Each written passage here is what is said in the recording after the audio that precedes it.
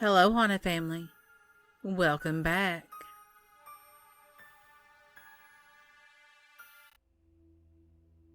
Story 1.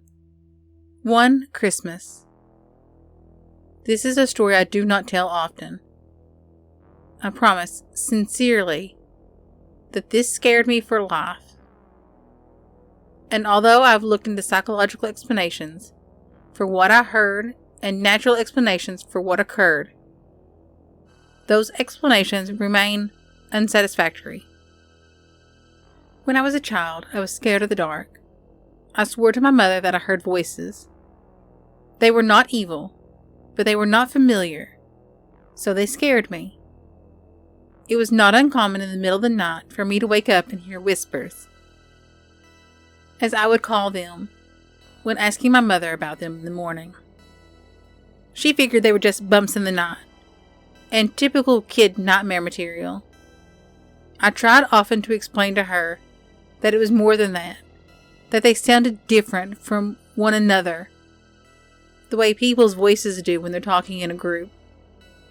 On some nights, I would get so scared from these whispers that I would sleep in my mom's bed with her. It was an added bonus that the bathroom was directly outside her bedroom door, for those late night tinkles. I should add at this point that when walking out into the hall to go to the bathroom, you look directly down the stairs that will lead you to the living room on the first floor. My mom's bedroom was on the second.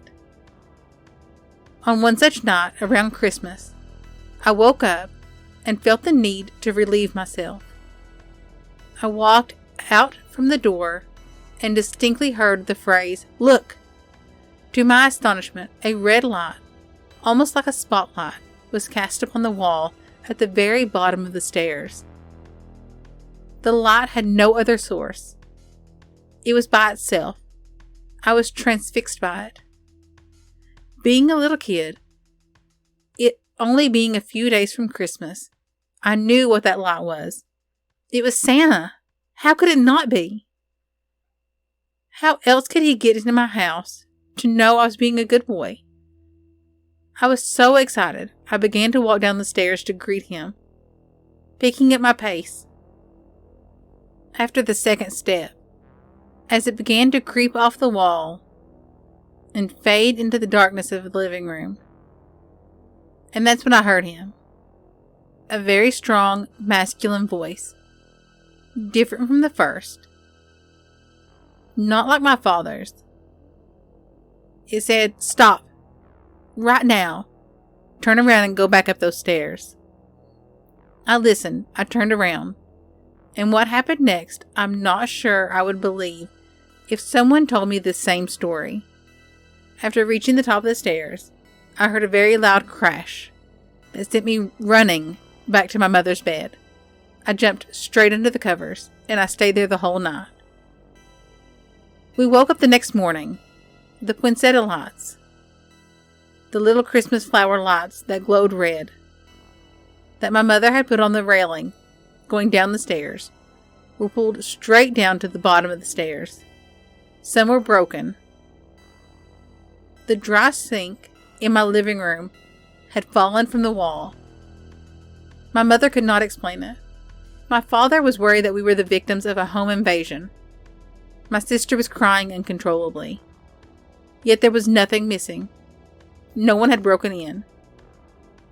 There did not seem to be any reason for what had happened. But then I saw it. And I kept quiet about it because I was so afraid that I could not force the words out of my mouth.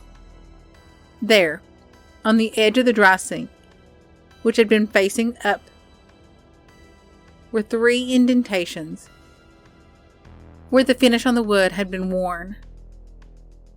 Almost as if it had been gripped forcefully.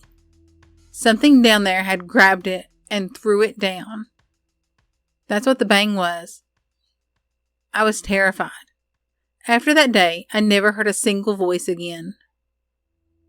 I do not like to imagine what was waiting downstairs, and what would have happened to me if I had went down those stairs. I can tell you that the reality was that something had physically acted upon two objects in my house near the bottom of that stairwell. After this, I never heard the whisper again. Which is sad, because I think in some ways I would have liked to have thanked the man, the masculine energy that had stopped me from going down those stairs. This happened when I was about 7 or 8, and now I'm in my 20s, and because of this incident, I'm still afraid of the dark, especially shadowy stairwells. Story 2. Shadow Man. My house was built in 1904. It was a single-family home, wood frame, sitting on a concrete block foundation. I had been living there for about 12 years.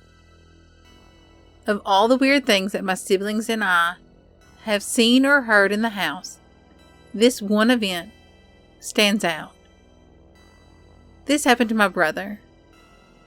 About 10 years ago, my brother and his best friends had started a garage band, playing mostly Spanish rock. Think alternative, but with a Spanish flair. His friends could only get together on Sunday afternoons. They would practice into the early evening. They would usually call it quits by 8 p.m. This was the time I usually show up and went to bed. I worked the graveyard shift. This happened in the late fall. So the days were getting shorter. They had just finished a long session when the decision to head to someone else's house came about. My brother handed his car keys to his buddy so they could load up the equipment. Everyone had filed out of the basement. The tricky part was that they needed to walk all the way back to the back of the basement, up the back stairs, through the kitchen doorway, down a hallway into the living room, and then out to our front porch. Everyone was outside, sitting in my brother's truck, waiting for him. My brother was walking up the back stairs when he remembered that he had left his pancakes in a plasticware container sitting on a speaker in the basement. He made the decision to go back. Now, this basement is not clean, with full sightlines. There had been partitions made, and a boiler and a main heating unit right smack dab in the middle. So my brother walks back. He's about to retrieve his food from the container, when out of the corner of his eyes, he sees it. A shadowy figure, right in his peripheral vision. This feeling of dread and unease washed over my brother.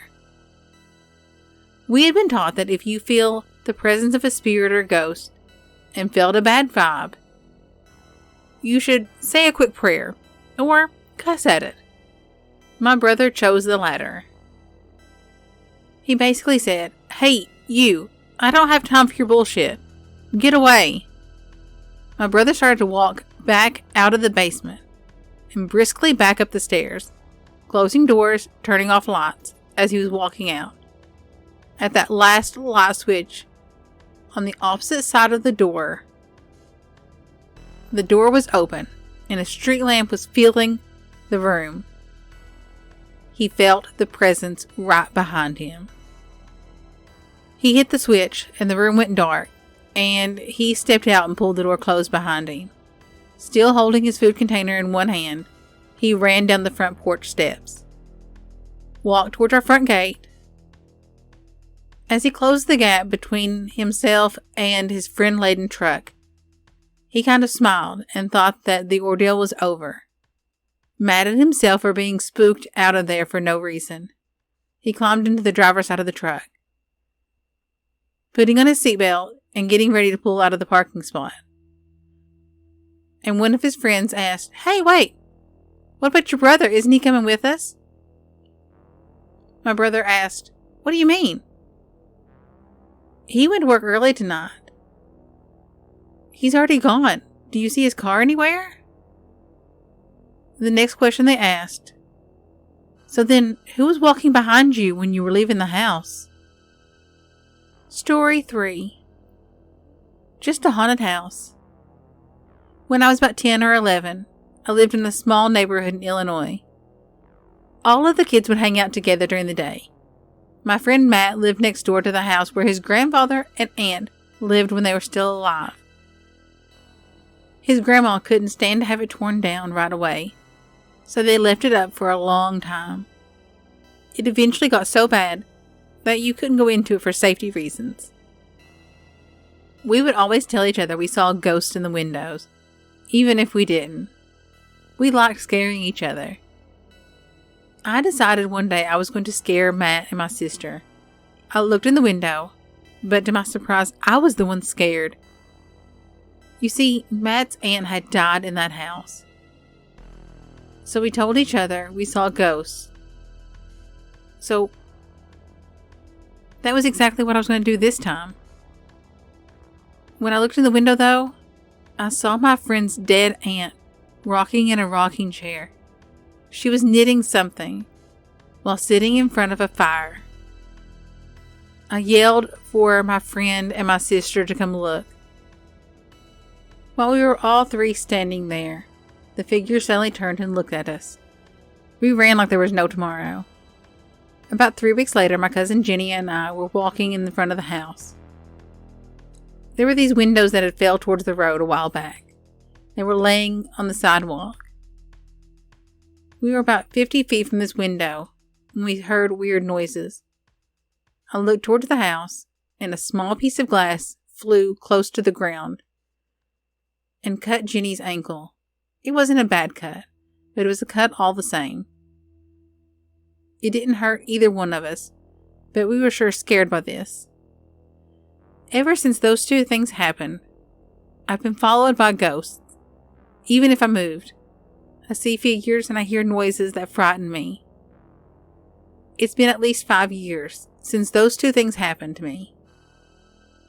But from time to time, I still feel like there's someone looking over my shoulder, watching me as I sleep in bed.